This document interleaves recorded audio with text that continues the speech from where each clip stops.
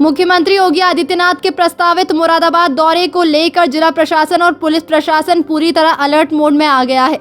मुख्यमंत्री के 29 जून को प्रस्तावित दौरे के दौरान जनपद को 365.50 करोड़ रुपए की लागत वाली 63 विकास परियोजनाओं की सौगात मिलने जा रही है। इनमें 136.15 करोड़ रुपए की लागत से तैयार 26 परियोजनाओं का लोकार्पण तथा 229.35 करोड़ रुपए की लागत वाली 37 परियोजनाओं का शिलान्यास किया जाएगा। मुख्यमंत्री का दोपहर 1 बजे हेलीकॉप्टर से सक्रीट हाउस के निकट बनाए गए हेलीपैड पर आगमन प्रस्तावित है। मुख्यमंत्री के आगमन को लेकर सक्रीट हाउस के पीछे प्रस्तावित जनसभा स्थल पर तैयारियां युद्ध स्तर पर जारी है। विशाल पंडाल का निर्माण तेजी से कराया जा रहा है, जबकि सुरक्षा, पार्किंग और यातायात व्यवस्था को लेकर प्रशासनिक अधिकारियों ने व्यापक तैयारियां शुरू कर दी है। वीवीआईपी मूवमेंट को देखते हुए शहर में विशेष ट्रैफिक प्लान और डाइवर्जन व्यवस्था लागू की जाएगी। मुख्यमंत्री अपने दौरे के दौरान दोपहर 1:45 बजे से 3:15 बजे तक लोक निर्माण विभाग के पुराने और नई परियोजनाओं की समीक्षा करेंगे। इसके बाद जनपद के विकास कार्यों और कानून व्यवस्था को लेकर अधिकारियों के साथ बैठक करेंगे।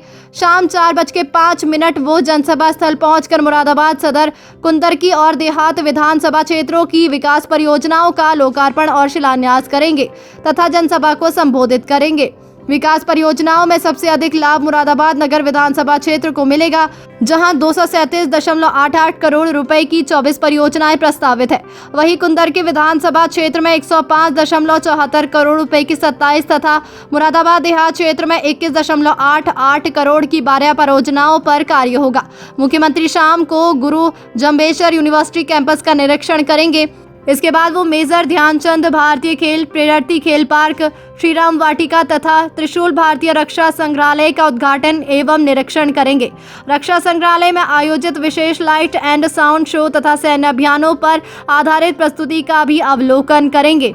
इसके बाद राष्ट्रीय चेतना स्थल का अनावरण कर सक्रीट हाउस लौटेंगे।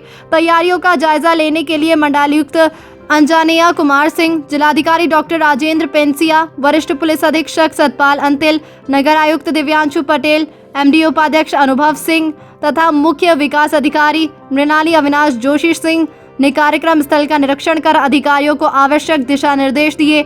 वहीं मुख्यमंत्री के प्रस्तावित मार्ग को चमकाने के लिए विशेष सफाई अभियान चलाया जा रहा है।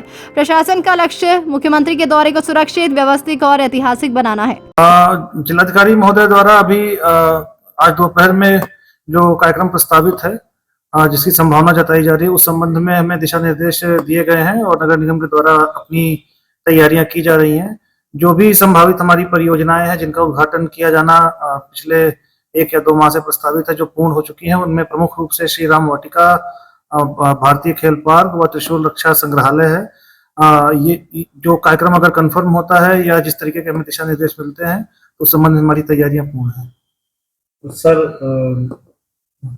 वॉर म्यूजियम की जिसकी बात कर रहे हैं, क्योंकि देश का पहला तरीके से बनाया गया है, तो कितना इसमें लागत लगी है और किस तरीके से क्या क्या चीजें इसके अंदर? देखिए, त्रिशूल रक्षा संग्रहालय का निर्माण माननीय प्रधानमंत्री जी और माननीय मुख्यमंत्री जी की प्रेरणा से कारगिल विजय दिवस की 25वीं वर्षगांठ के अवसर पर प्रारंभ किया गया था और रिकॉर्ड 11 महीने के अंदर करीब 31 करोड़ की लागत से इसका निर्माण कराया गया है। इसकी सबसे बड़ी विशेषता ये है कि ये देश के उन चुनिंदा रक्षा संग्रहालयों में से एक है जिसे कैंट एरिया के बाहर बनाया गया है और किसी नागरिक सिविल सेवा संस्थान के द्वारा बनाया गया है, सिविल सर्विस संस्थान के द्वारा, विभागीय कार्य के द्वारा बनाया गया है। साथ ही ये अपने में एक अनूठा संग्रहालय इस नाते भी है कि ये एक्टिविटी जोन को प्रोवाइड करता है। केवल यहाँ पर चीजें रखी नहीं गई हैं, बल्कि यहाँ पे लोग इनमें इंटरेक्टिव चीजें रखी गई हैं जिनके माध्यम से वो सेना के गौरवशाली परंपरा को समझ सकते हैं, उनसे जुड़ सकते हैं। एक लाइव ट्रेंच का भी निर्माण किया गया है ताकि आने वाली पीढ़ियों को खंदक में जिस तरीके से बंकर्स में लड़ाइयां होती थी उसके बारे में जानकारी मिल सके। साथ ही एक बहुत ही विशेषीकृत डोम थिएटर का भी निर्माण किया गया है और एक बहुत ही विस्तार से और बहुत ही अच्छी क्वालिटी का साउंड एंड लाइट शो का निर्माण किया गया है, जिसकी कुल समय सीमा करीब 39 से 40 मिनट रखी गई है, जिसमें 1947 से लेके ऑपरेशन सिंदूर तक की भारतीय सेना की गौरवशाली जो परंपरा रही है, जो हमारी विजय रही है, उसके बारे में विस्तार से बताया गया है। और इस तरीके से ये रक्षा संग्रहालय साथ ही बच्चों को interactive gaming zone, laser game zone और वीआर गेम की भी सुविधा उपलब्ध कराता है। तो कुल मिलाकर एक हमारा कॉम्पैक्ट डिफेंस एक्टिविटी जोन बनाने का जो प्रयास था उसको हमने पूर्ण किया है और हमें पूरी उम्मीद है कि जो आज जिलाधिकारी महोदय के यहाँ से हमें अलर्ट किया गया है, यदि कार्यक्रम कंफर्म होता है और जैसा भी हमें शासन से निर्देश मिलता है तो इसका उद्घाटन जल्द से जल्द करा दिया जाएगा।